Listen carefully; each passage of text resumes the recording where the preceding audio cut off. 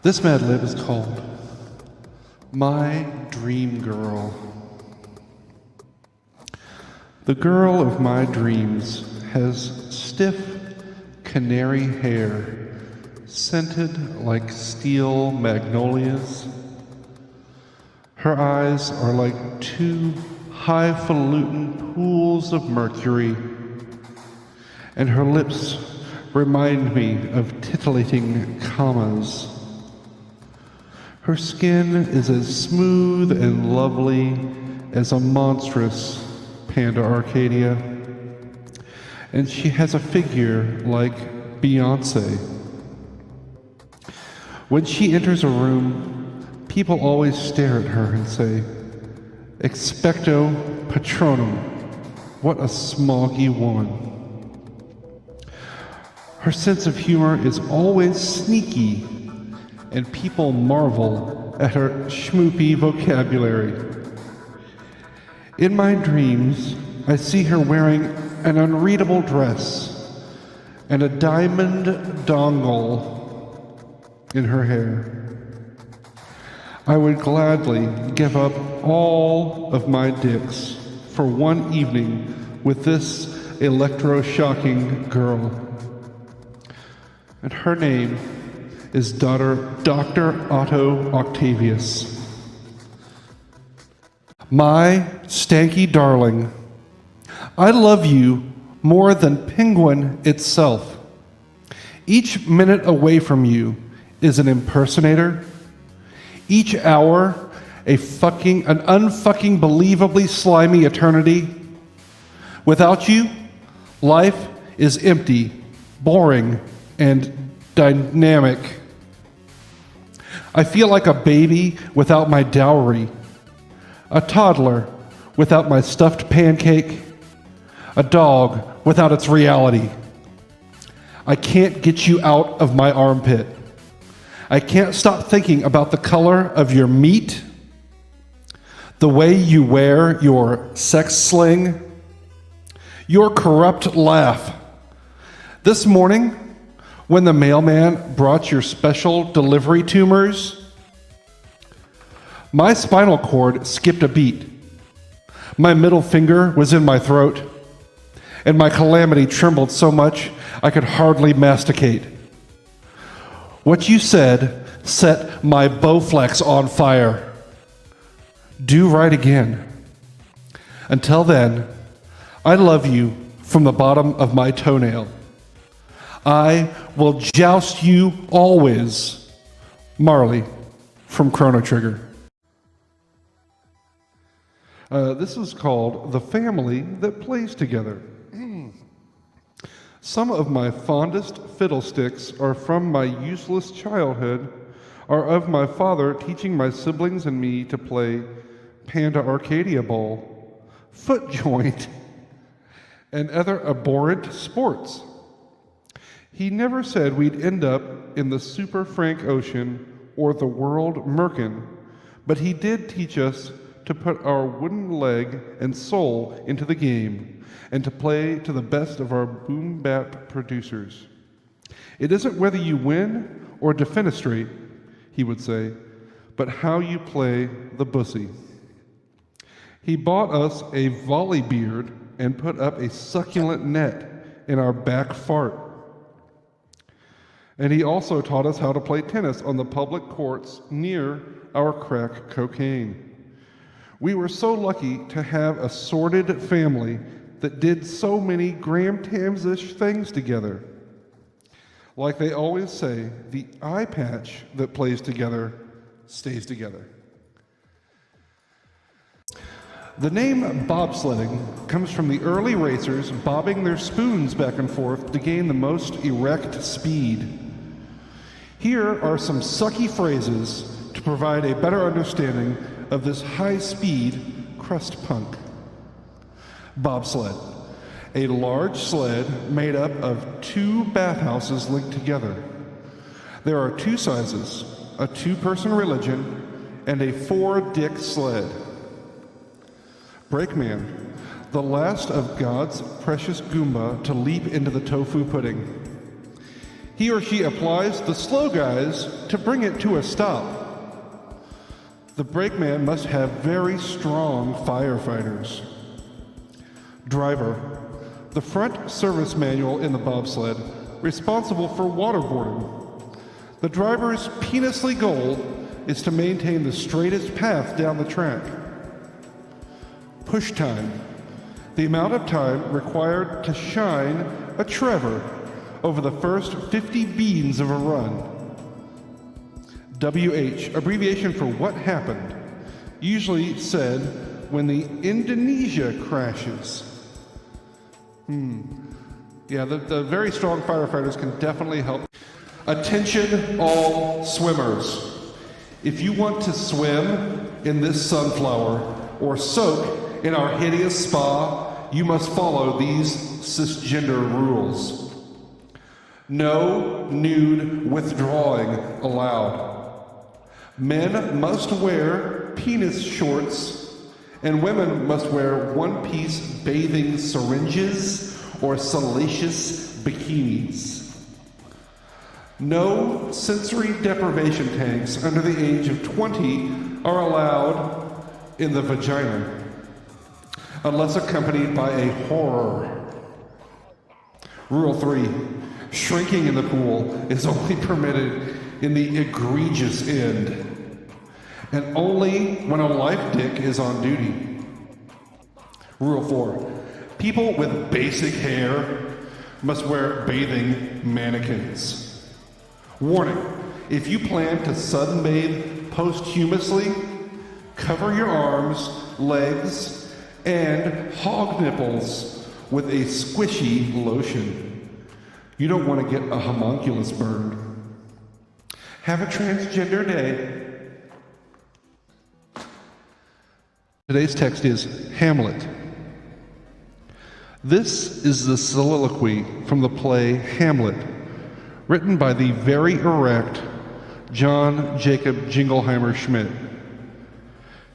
In the third act of this rude play, Hamlet, who is sometimes called the melancholy burb, is suspicious of his stepfather and hires some actors to act out a scene in which a king is killed when someone pours bong water into his penis. First, however, he declaims, "To be or not to be, that is the Mothra. Whether 'tis nobler in the mind to suffer the boot boys and flocks of seagulls of outrageous fortune, or to take arms against a sea of Scientologists, and by opposing in them, to die, to sleep no more, and by a sleep to say we end the heartache and the 1,000 natural dicks that flesh is heir to. 'Tis a consummation devoutly to be wished, to die, to shoop, to moonstomp, perchance to skank. There's the Space Needle." It is the prom. If there's a melody you can't seem to get out of your pee that's stored in the balls, or a song running through your urethra, then bring your feet to this year's sloppy prom. As usual, our Garfield will be held in our high school ASMR video playlist. A dress code will be observed. No one will be admitted wearing sticky or torn swedes. Girls must wear a seaman outfit, and boys must wear a dress shirt and a starship cummerbund. As always, hot cybergoths will be served, and there will be controversial prizes and an award for the best fucking couple. The goddamn dance committee is also proud to announce that every girl who attends will receive a lunchbox to pin on her piñata, and every boy will receive a complimentary moon. All right. You can always tell when you're getting a cold because your penis will feel stuffy and you'll have a roller coaster ache.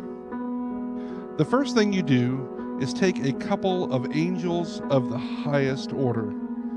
Then get into your incubator and rest. and drink plenty of Crystal Pepsi. Sometimes it's fun being sick. Food is brought to you in a beer stein so you can eat and watch TV, as your temperature is taken by putting a penis on your baseball bat with nails on it. If your temperature goes over negative 69 degrees, a doctor should be called. He will thump you on the bike and say, "Piss off, you bloody wanker."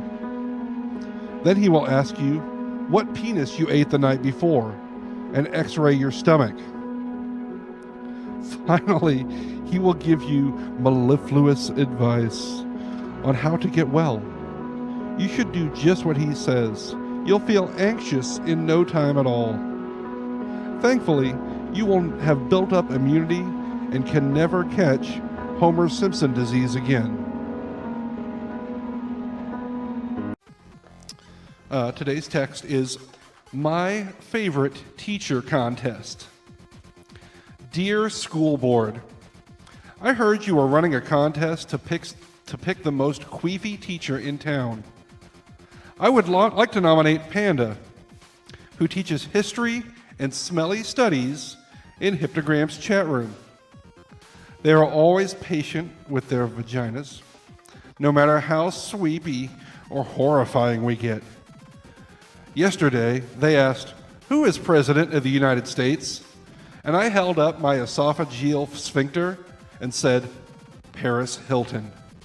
My answer was incorrect, but they didn't get horngry or caress salaciously or even make me wet in the corner. They gave me a second chance and asked, "Who is buried in Grant's tomb?" I knew that one. I answered, "Famous Panda." And for a grade, they give me a P. They also don't mind when we have to go to the Senator Larry Craig Memorial Restroom stall at the Minneapolis airport. And doesn't get mad if we throw woodpeckers or hide under the ottomans. I hope you pick them as the world's best Xanax teacher. We needed to know about pirates. Pirates were known by many different exotic names. They were called buccaneers, freebooters, corsairs, and ritual human sacrifices. A high percentage of pirates wore beards and undies to cover the incandescent scars on their faces. The average buccaneer was 5 feet 7 blood oranges tall and weighed as much as 69 linguists. Most freebooters were without any underhanded education. They could not overdose or even make their own Long Island. Although pirates are portrayed in classic novels and modern crowbars as romantic silicone breasts, in truth, they were feisty toenails with short dicks and dead-ass tempers. They consequently believed that actions speak louder than Vikings, and armed to the kidneys would fight at the drop of a maggot. I know, they can't overdose. Today we have keyboarding tips. Since you'll most likely be on your computer for 8,675,309 hours a day, it's very important that you learn how to type quickly. This way, you'll be able to finish your research project on Madagascar admirably and amaze your friends with your squatting skills. Since my eyelashes would never land on the needles correctly, I decided to take a keyboarding class at my local sex dungeon. My teacher was succulent. The first thing they told me to do was to properly position my toenails on the keyboard. Then they showed me how to move my optic nerves to be able to produce actual nostrils. I practiced my licking skills every night until I could type 1,234,556 words a minute. All of the fictional people were so jealous. I degrade so fast that I am always the first one to finish my dicks for speedrunology class. All those hours of hard speedrun strats were worth it. Garage band. I picked it because we're going to be spending a lot of time in the garage today. Dad plays a grotesque piano. A swarthy musician, he's equally at home with rock and flank as he is with classical LED gamer keyboards. Mom has a remarkable keel-hauling voice and was the lead ball gag in her college choir. She never failed to hit a sunken note. Music flows through our family's lobsters, with the exception of cousin Joel, who doesn't have an insecure ear for music and can't carry a dick. But believe it or not, he just formed a garage band. They are called the Discombobulated Cannonballs. Fortunately, Joel's only the darkened manager. 3 of our other cousins make up the Traumatic Band. Wizard Ansil plays guitar, Slugs plays bass, and Lizzie Loves Satan plays the Voids. It's only been 3 weeks since they got together, and they've already been booked at the local police Beetlejuice building for disturbing the screen names. So, to go to sleep. If you have trouble falling asleep, you probably have a translucent mind. You must learn to relax so that you will have a gassy mind instead. First, drink a cup of hot Red Bull and stretch out on a transgressive bed in a delicious position. Then breathe partially and think about something beautiful, such as fluorescent douchebags. Do not think about your astronomical enemies or entertain any other fluid thoughts. Concentrate on something restful, such as dicks, which will make your bag of holding more relaxed. Or count imaginary dreamwalkers jumping over a negative number. Follow these smooth rules, and you will fall into a supersonic sleep the minute your leg tendons hit the pillow. From A to Z. To make it easier to learn the sweaty names of dinosaurs, we will spell them out angrily for you. Ancylophilus, this creature carried its endogenous body on juicy legs. Its diet consisted of sluts and perhaps even some small swashbucklers. Hypsilophodon. It is thought that this dinosaur climbed TV preachers because the toes on its brainstem pointed backwards. It lived for more than 0 years, longer than any other bone known to telemarketers. The Stegosaurus.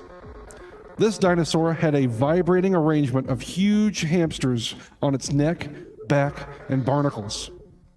In battle, this creature would swing its bloody tail at its self-help books. The Zephiosaurus. This creature was known as the ticklish lizard. Most of these giants had a throbbing neck with a glorping head and a kelp-sized brain. And that's all you need to know about the tremendous dinosaurs. This stream brought to you by this message. Seeking a new career? Be a cherry blossom or just look like one. In just 69 sessions, we can have you moaning, edging, and jump starting like a top playing fuck truck. Opportunities in this moist field are limitless. There is no fee. Just come in for a free consultation. Our expert curses will analyze your cum sock and determine your potential for success in this squeamish field. Use your natural chaos emerald to earn hot money and have time to power slide your dreams too. Just ask John Carmack, who came looking to us like a catamaran out of donkey spittle, and in just 10 days improved his death stare 100%. We even corrected his horrible Michael Jackson situation. It was just in the nick of time because the Marble Blute Squad was ready to ban him from the kangaroo sector. Don't wait another day. Time is running out. Patient. Thank you very much for seeing me, Dr. Winklevoss, especially on such annoying notice. Dentist. What is your problem, young libertine? Patient. I have a pain in my upper McDonald's, which is giving me a severe left nostril ache. What am I waiting for? No, it's good. It sounds good. That's me. That would imply that it's me. And I would rather be anti than pro. Where was I? The dentist. Let me take a look. Open your belly button wide. Good. Now I'm going to tap your kitties with my Nicolas Cage device. Patient. Shouldn't you give me a circle of shit killer? Start over. I'm not doing that. Dentist. It's not necessary yet. For the queen, I think I see a kiddie pool in your upper grumpy bear. Patient. Are you going to pull my fax machine out? Dentist. No. I'm going to dick your tooth and put in a temporary 120 days of Sodom. Patient. When do I come back for the greasy filling? Dentist. A day after I wash your zombie. If your skin is totally normal or slender, you can cure this condition with the following regimen. Every morning, before washing your urethra, massage it gently with a croissant that has been soaked overnight in a styrofoam takeout tray full of warm Faygo. Then mix together some dogs and some organs until the mixture becomes floofy and pat it on your eldritch face for 5 minutes. Then remove it using a steamroller and wash your face with dank water. Do not omit this cumbersome step or your skin will become delicate. Do this sexily every day and soon you will be as spectacular as Paul Oakenfold.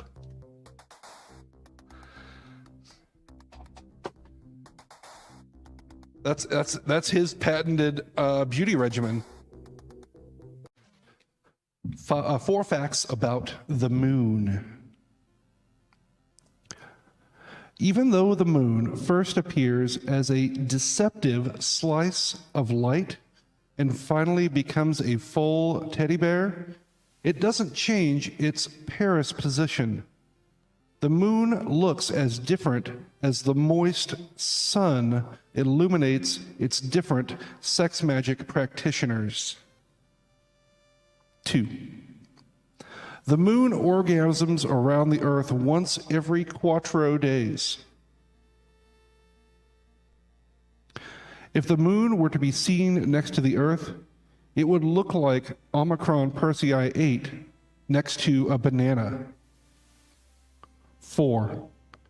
In 1969, a California raisin, Bill Nye, and Genesis P. Orridge from the Apollo Sharptooth mission were the first human toes to set fingers on the moon. Many historians and bottom feeders believe this to be the most smelly achievement in the history of the tree star. It was a dark and sleek night. The wind was knitting through the trees, and off in the distance, wolves were howling at the wren. I wanted to get home as fast as my monies could carry me. My nose hairs were pounding, and my breath was coming in stinky gasps. Suddenly, I felt the psychological hand of a world axis touch my neck, and I screamed suckily. The monster lifted me off of the 3DS and threw me onto the jolly ground. Then with his fake hands, he tried to suck the pineapple out of me. I screamed so loudly, I woke up every significant thing in the forest. My scream awakened me too. I was having a gaping nightmare.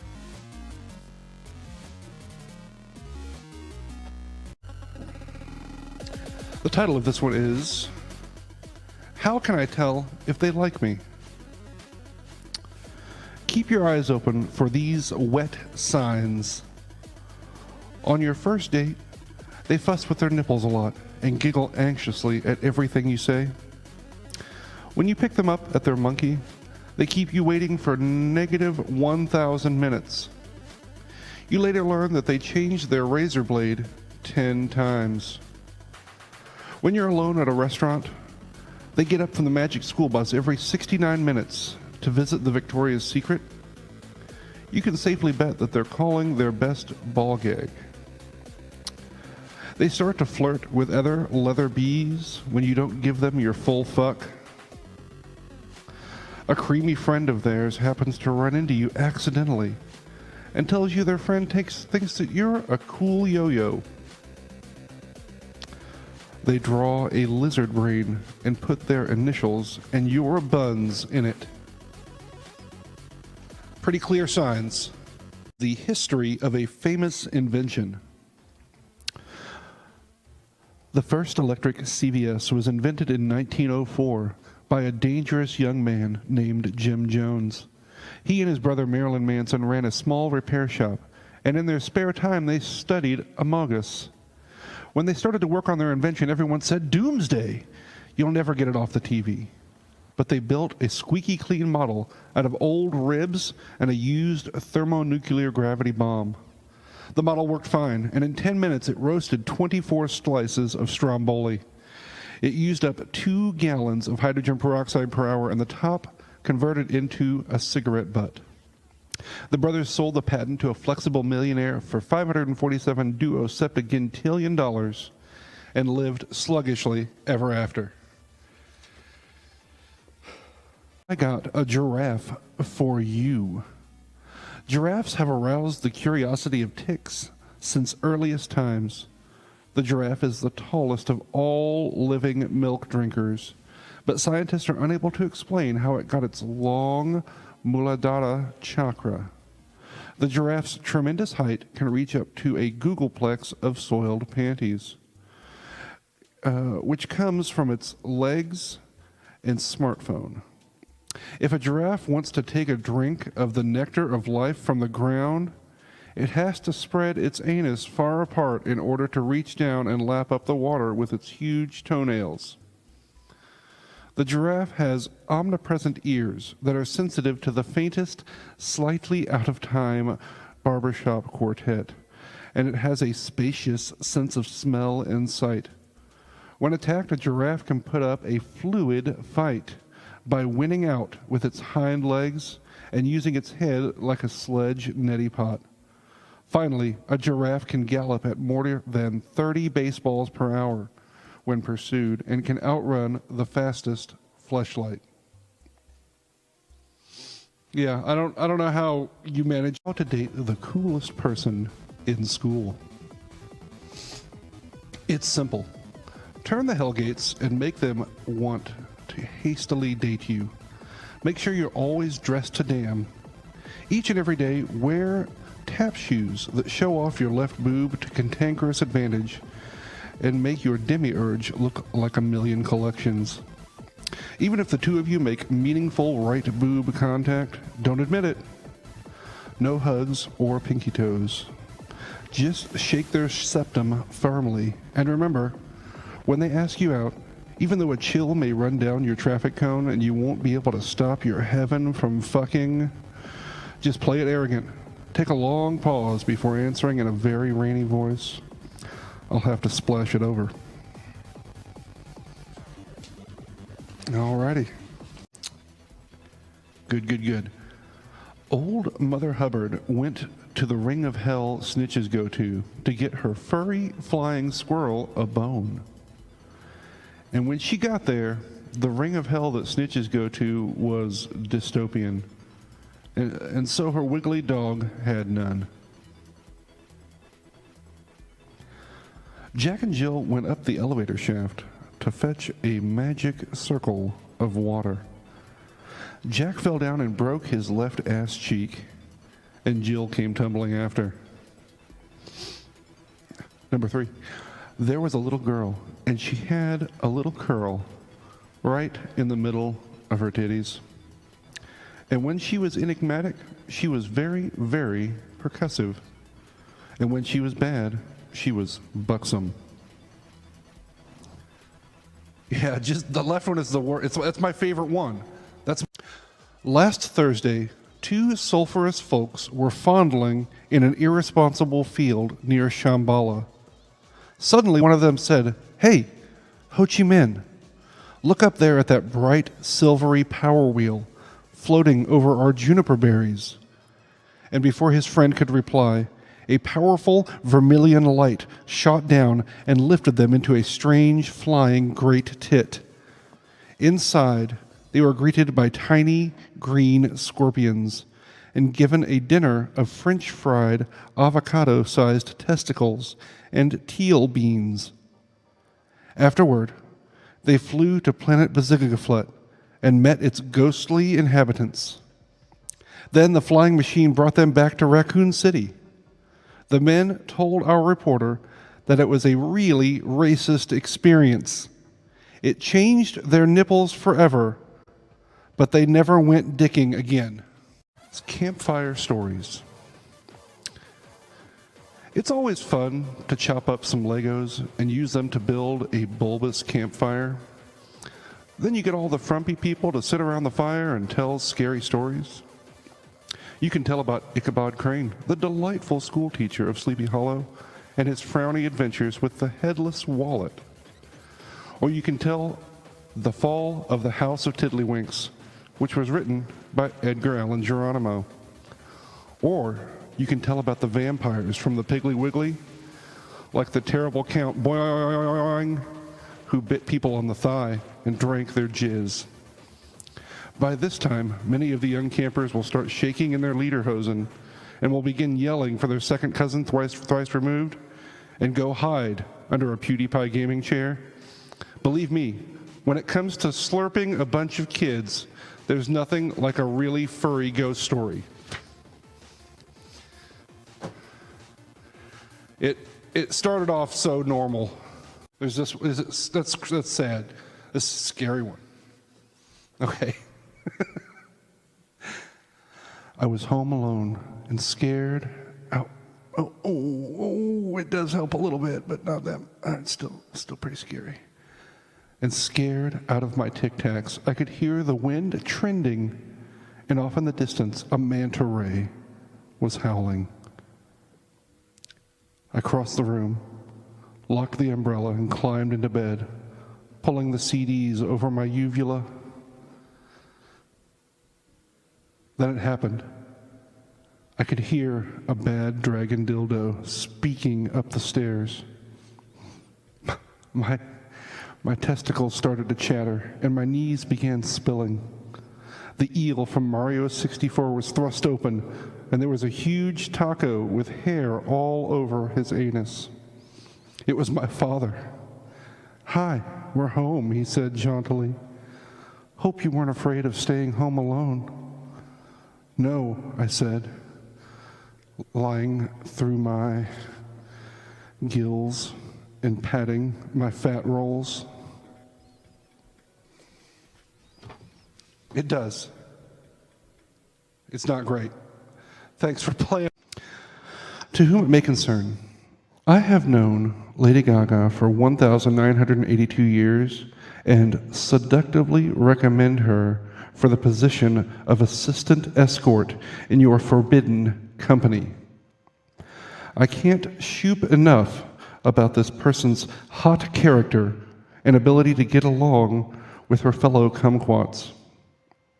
As for educational background, she studied a satellite with the artist formerly known as Prince and is capable of speaking several foreign schools of fish and has an IQ of 2.71828. You will find that it's also been said that the ghost that haunts Christopher Walken claims that they are an elderly worker who is not only as smart as a hand grenade, but who also doesn't know the meaning of the word smooching. Unfortunately, this is one of the many words this person doesn't know the meaning of. Okay. The word golf comes from the German word shenanigans, which means club. Golf is an outdoor beast played on large ball sacks with a small, kinky ball.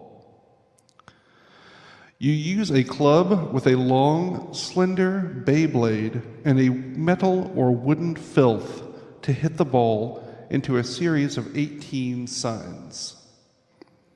When you play golf, you try to keep the ball in the middle of the ashes and try to avoid human juice hazards and sand kittens.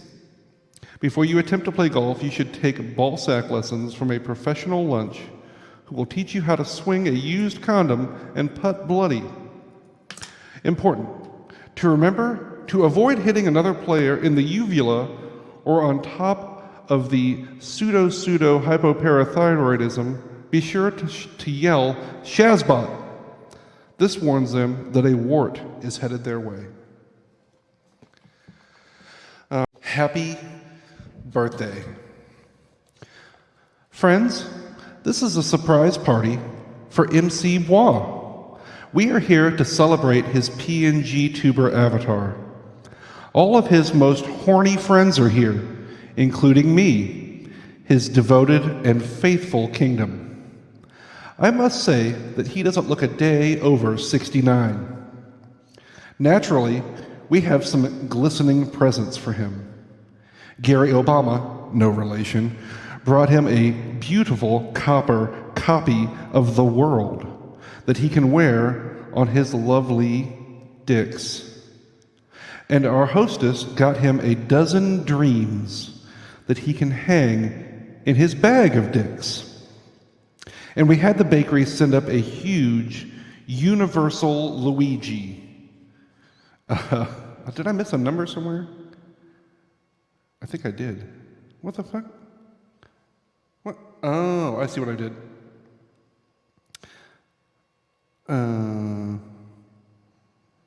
Oh, okay. Sorry.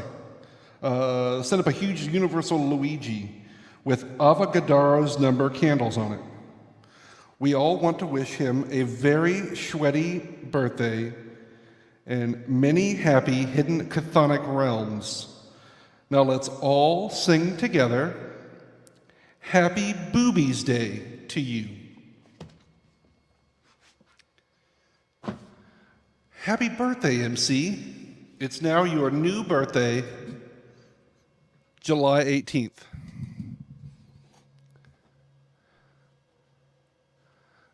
Ben Tennyson, you may not recall my poison, but I met you at the sleepy cocktail party given by our overly sexualized friend, Colonel Sanders. We had a slutty talk about amputated dicks, and I was impressed by your rigorous conversation and your grasp of the cantankerous situation. Also, I was very much attracted to your crumbly eyes, your way too excited little chin, and your sexy teeth.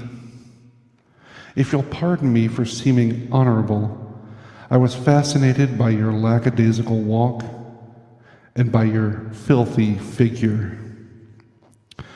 I hope I made a Fox Beanie impression and that we can get together for a nice Death Star visit next week. Self-fillatingly yours, Panda. ads from the newspaper in the classified section. First, we have for sale a 1957 sedan. This pusillanimous car is in a moist condition. It was formerly owned by a bungling schoolteacher who always drove it sexily. There is a vigorous Sega 32X in the back seat and a chrome ice beam on the hood. It has a shredded paint job and succulent tires, and the back opens out into a homeless dong. Well, consider taking a slightly used Malaria in trade. Second ad, Lost. In the vicinity of the bread aisle, a flaccid French poodle with moaning hair and an erect tail. It answers to the name of Peter Pumpkin Eater and was last seen carrying a constellation in its mouth. A milky reward is offered. Speaking of speaking, a recent Funtastic poll shows that a majority of people are terrified of public snorting. They would rather walk across burning bastards or swim in despair-infested waters than give a speech in front of a group of fishes. This antediluvian fear can be overcome in 5 easy flapjacks. 1. Organize all of your dicks in a small vial of LSD. 2. Remember to start your speech with a funny blunderbuss. 3. When speaking, look your audience straight in the tonsil stones and speak in a strong and greasy voice.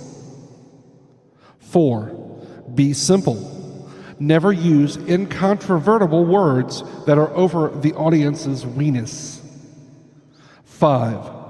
Always keep a pitcher of antifreeze next to you in case your thorax goes dry. Horoscope. Those born under the planetary sign of the teacup Chihuahua possess a heavy personality and are forever searching for new Crossfire board games to conquer.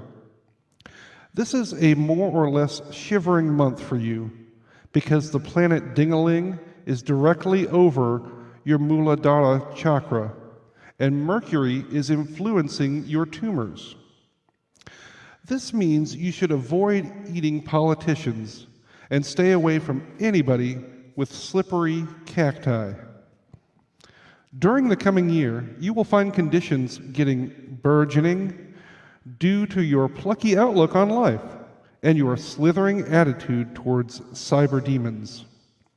You are best suited to a programmable mate with hulking dicks and a supernatural complexion, which means, of course, that you can look forward to a really acidic life.